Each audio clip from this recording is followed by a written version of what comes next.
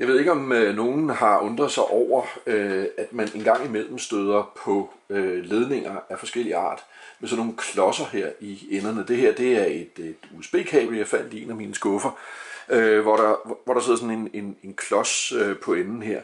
Nogle gange ser man det også på strømkabler og på alle mulige andre kabler, også meget brugt på videokabler.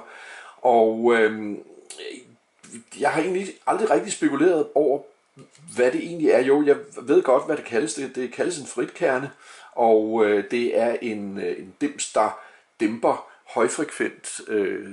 højfrekvente signaler i at komme ind i ledningen. Jeg fandt en anden USB-ledning her, hvor denne her ferritkerne dims, den sidder på, så man kan klipse den af, så jeg kan lige vise, hvad der er inde i kernen her.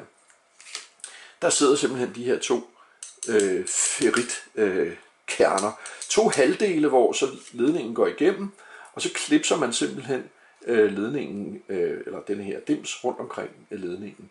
Spørgsmålet er selvfølgelig, og nu blev jeg jo nysgerrig, fordi jeg i et andet projekt, jeg arbejder med, har brug for sådan nogle ferritkerner her, så tænkte jeg, ved om der egentlig er hvad skal man sige, basis for at kigge lidt på, hvad gør de her ferritkerner? Ferrit, det er jo et ferromagnetisk materiale, det vil sige, at når der løber noget vekselstrøm igennem her, ja, så bliver der altså omsat en vis mængde af den energi i et magnetfelt rundt omkring ledningen, og det magnetfelt opfanges så inde i denne her ferrit. Hvis man kigger på ekvivalensdiagrammet, som man kalder det, altså hvad ligner det her, hvis man skulle bygge det i komponenter, jamen så er en ferritkerne i virkeligheden en spole i parallel med en kondensator. Her der er jeg bare kaldt kondensatorens kapacitet for C parallel, og hernede L, det er induktansen i spolen. Den er altså bare kaldt for L-kerne. Og så er der nogle små bidrag for den DC-mæssige modstand igennem kernen. Den er negligibel, altså den er milli- eller mikroohm. Det er jo bare ledningens hvad skal man sige, længde igennem kernen, der egentlig giver bidrag til det. Og så er der en vis AC-modstand, altså en vekselspændingsmodstand, inde i kredsløbet her. Og hvis vi nu tænker tilbage fra vores fysikundervisning, så ved vi godt, hvordan sådan et LC-kredsløb virker. Kondensatoren, den har den egenskab, at når vi herude har vi et diagram, når vi sætter spænding på den til T lig med 0 her, så øjeblikkeligt bygges der et elektrisk felt op inde i kondensatoren, og det betyder, at strømtrækket fra forsyningen over kondensatoren er enormt. Så strømmen stiger kraftigt, og efterhånden som ladningen bygges op inde i kondensatoren, så aftager strømstyrken og bliver næsten 0 over lang tid. Og spolen har lige det modsatte. Spolen den starter egentlig med at skulle bygge et magnetfelt op. Nu antager vi, at det her er en spole i ro, altså der har ikke været noget spænding over den tidligere, og vi sætter spænding på her, og så efterhånden som det magnetfelt, der skal bygges op i spolen her, bygges op, så stiger strømmen, fordi mere og mere af strømmen så i virkeligheden går til at bygge magnetfeltet op. Det kører ikke uendeligt, men har vi en vekselspænding, så vil det her system her hele tiden oscillere. Det vil sige, at vender vi spændingen, ja, så skal magnetfeltet have nord- og sydpolen byttet om, og så har man præcis det samme, negativ strøm, og så videre. Men sætter man de to i parallel, som det er vist hernede, så får man noget interessant, fordi på et eller andet sted, så vil den hvad skal man sige, aftagende strøm og den tiltagende strøm, de vil være i balance.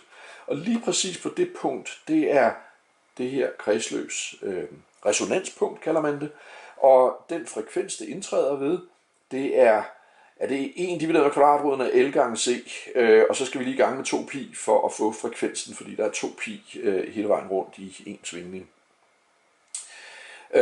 Det vil sige, at sådan en ferritkerne, den har altså et optimalt punkt, hvor de to komponenter her oscillerer med hinanden, det vil sige optager mest mulig energi fra den vekselspænding, der sættes over komponenten. Og den vekselspænding, der sættes over, ja, det er selvfølgelig den strøm, der løber, den vekselstrøm, der løber ind igennem ferritkernen. Og så tænkte jeg, kunne vi ikke man kunne vise det på en eller anden måde. Så jeg fandt en ferritkerne i min gemmer og skilte den ad, så jeg har de to komponenter her, som denne her har siddet på en 220 volt ledning, hvor ledningen er gået igennem. Og det jeg har i baggrunden her, det er dels min nyerhvervede signalgenerator og mit oscilloskop. Og jeg har jo nu tænkt mig at lave et lille eksperiment, hvor jeg vil prøve at vise, hvor meget sådan nogle ferritkerner her egentlig har betydning for dæmpningen af højfrekvent støj. Og til det formål har jeg gjort det. Jeg har lavet sådan en lille, meget simpel konstruktion her. Jeg tager simpelthen det vekselspændingssignal, der kommer ud af min generator her, kører igennem sådan en tynd ledning her. Det er sådan noget wire wrap snor. Og så kører det ind i mit oscilloskop her. Og vi kan lige så godt starte fra en ende af. Herover kan jeg vælge min frekvens. Jeg går op på 20 MHz, det er så det maksimale af det her, den her generator kan generere.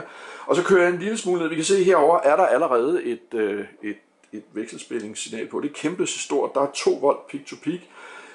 For at vi får noget fornuftigt ud af det, så går jeg ned i 150 millivolt. Skal vi lige her blive syde her. 150 millivolt peak to peak, så har vi sådan en fin 20 MHz svingning sinuskurve her. Og hvis vi kigger på den, jeg har 20 millivolt per division. 2, 4, 6, 8, 10, 12, 13, 14, 15. Det passer udmærket. Der er 150 millivolt fra peak to peak her. Nå, nu tager jeg så denne her ferritkerne-dims her og lægger ledningen ned over her. Der sker en lille bitte smule derop, men ikke ret meget. Men det skyldes jo, at ferritkernen er ikke lukket rundt omkring ledningen. Det magnetfelt, der bygges op her, det skal selvfølgelig udsluse. Det gør det først, når det kan cirkulere rundt i ferritkernen. Så nu lægger jeg den anden ferritkerne ovenpå, og se så lige der. Vi kom ned på 2, 4, 6, 8, altså 80 millivolt i stedet for de 150. Det er næsten en halvering af signalstyrken. Og hvis man vil længere ned, så kan man gøre et lille trick, som en del af de her ferritkerner, ikke lige dem jeg har vist her, der går ledningen bare lige direkte igennem. Men man kan gøre noget andet, man kan lade den gå igennem flere gange, og det gør man meget simpelt ved simpelthen at rulle rundt her. Så nu begynder signalet her at falde allerede i kraft af, at jeg har viklet ledningen rundt omkring. Skal vi lige have stillet triggeren igen her. Sådan her. Og prøv så lige at se, hvad der sker nu her. Nu er vores signal nærmest væk. Det er så svagt, så jeg kan ikke trigge på det. Men jeg kan skrue lidt op for styrken. Kan jeg stadigvæk trigge? Det kan jeg stadigvæk ikke. Her kan jeg trigge. Vi er nede i 5 volt per division, så nu er vi nede i 12 millivolt peak to peak. Det er 12. Vi startede som udgangspunkt med 150. Vi har altså dæmpet signalet, støjsignalet, eller hvad man skal sige, hvis det her 20 MHz signal nu havde været støj, så har vi altså dæmpet det mere end 10 gange.